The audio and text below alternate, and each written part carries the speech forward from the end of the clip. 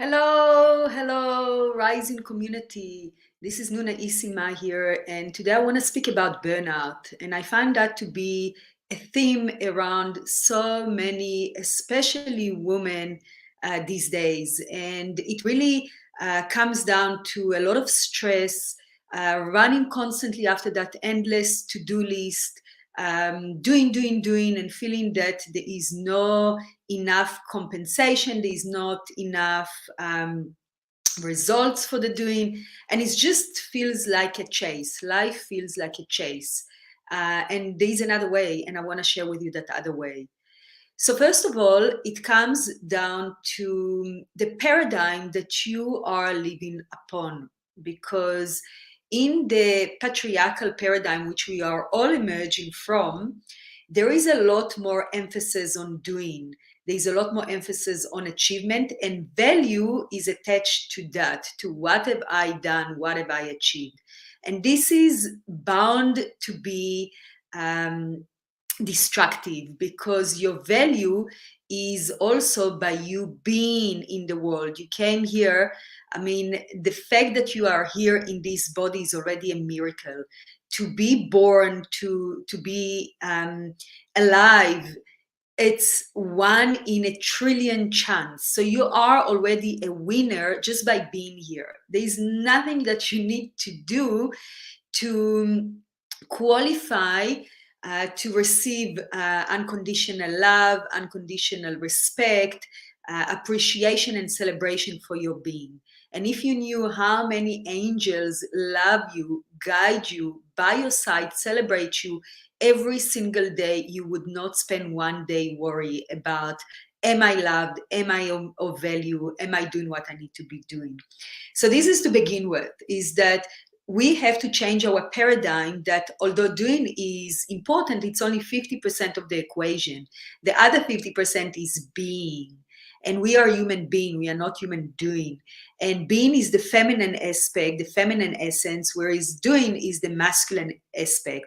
And they both important. Nothing is more important over the other. And it's really in the combination of both that we are the fullness of our being.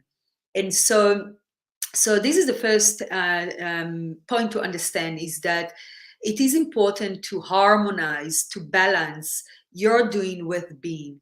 And if you're constantly doing, then what happens is that you are getting yourself into stress.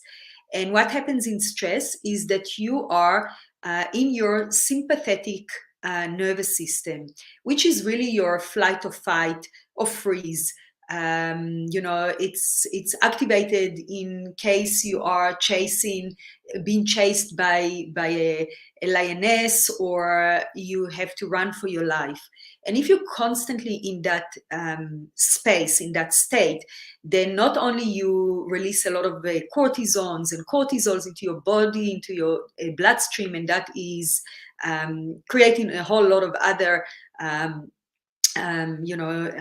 side effects, but also you don't have the body state to rejuvenate, relax, replenish, and rest, which is happening when you're in the parasympathetic nervous system. So you have to consciously bring yourself into the parasympathetic nervous system so that your body can do all those things: rest, rejuvenate, replenish. So how do you do that? How do you bring yourself into the parasympathetic nervous system? Anything that calms your nervous system down. The best thing that I can possibly think is a walk in nature, because when you're active and you walk and you're in nature, you're supported by that incredible energy that already rejuvenates you, and the frequency of nature already brings you into that parasympathetic nervous system.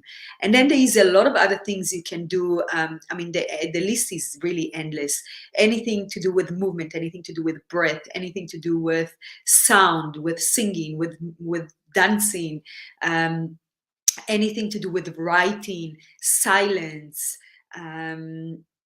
resting, meaning going for a nap, taking time out, having a bath, swimming, reading a book, playing, There's so many things, but one needs to consciously decide upon taking those things. And for a lot of us, that feels like a waste of time, and that's where the problem lies, because it's not a waste of time resting, rejuvenating, replenishing. It is important to take a rest. It is important to take time out of that never ending to-do list.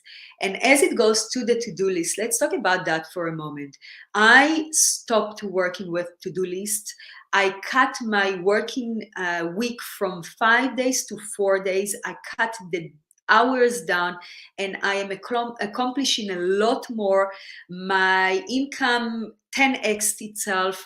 And I am really so much happier and more content. And all of that happened after my short episode with cancer last year, where I all of a sudden really had an embodied experience of our most precious resource on this earth, which is our time. And so I decided to really utilize my time wisely and prioritize what is important, check off and say no to what is not important, and plan my days ahead. So I always take some time out on a Saturday, sometimes on a Sunday evening. I take half an hour to 40 minutes and I sit and I plan my week. I see all the meetings that I've got. I see all the things that are important for me to do.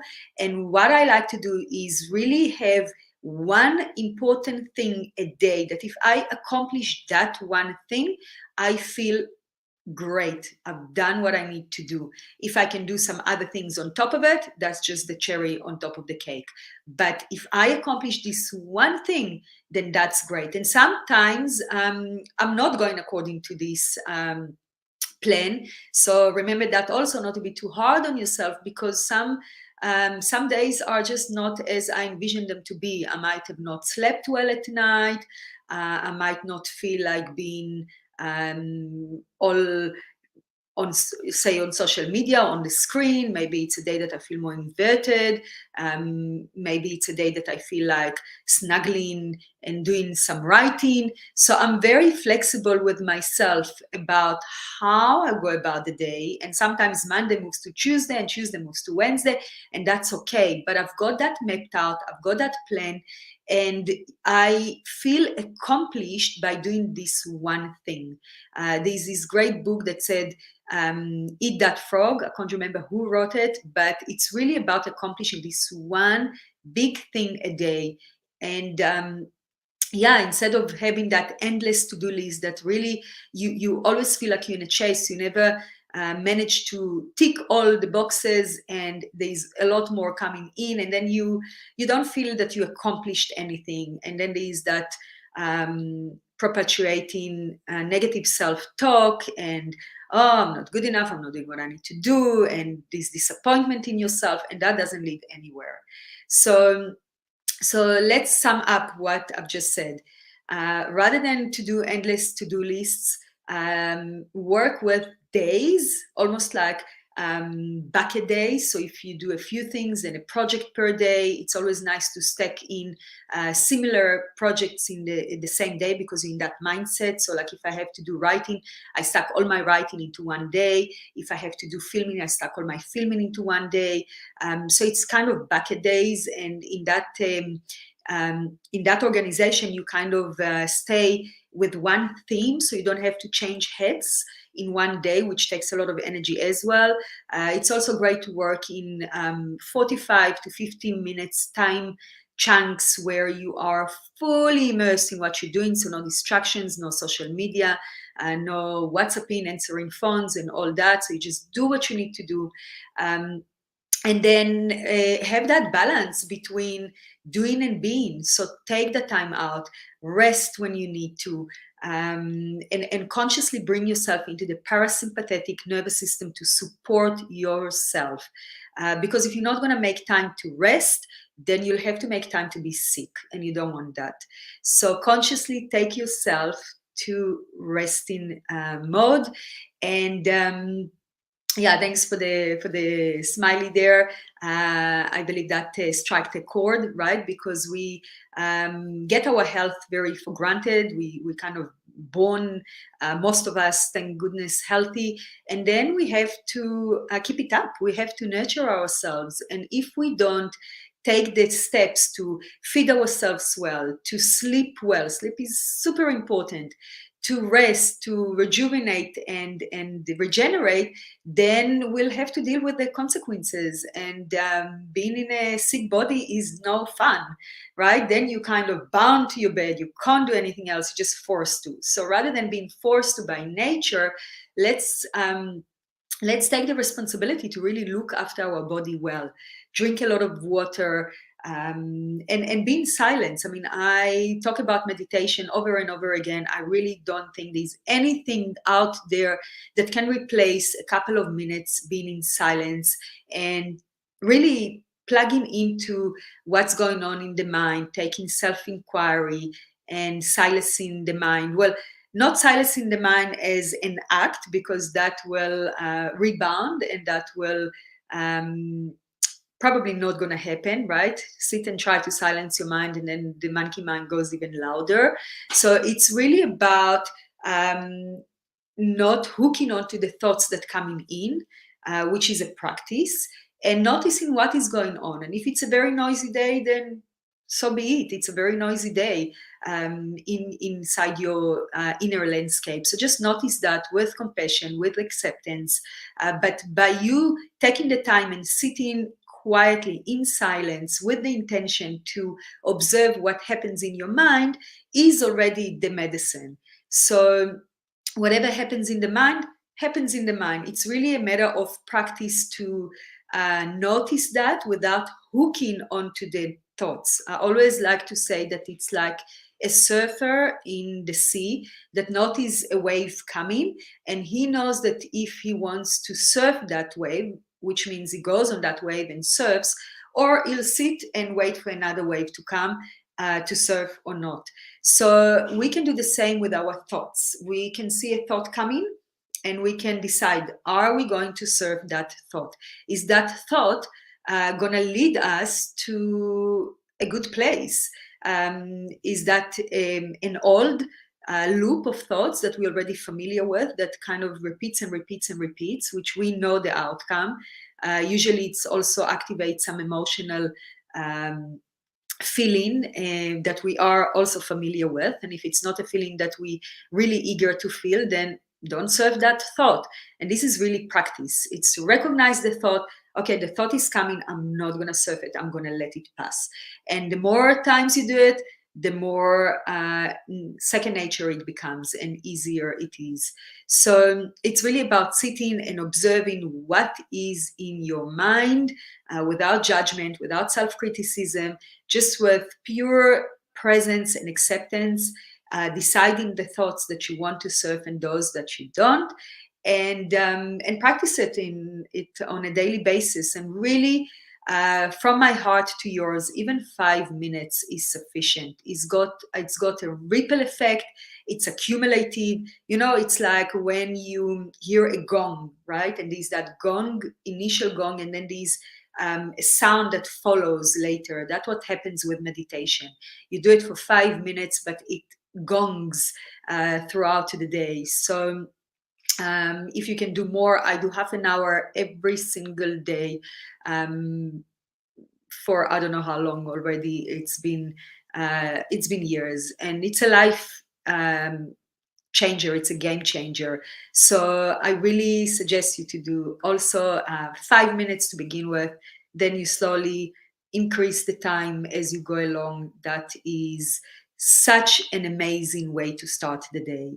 So look after yourself, guys. Don't get yourself into a burnout, because once you're in burnout, you are burnout, and it will take a long time to regenerate. And sometimes it's really you can reach such a low point that to get out of that point will take so much energy.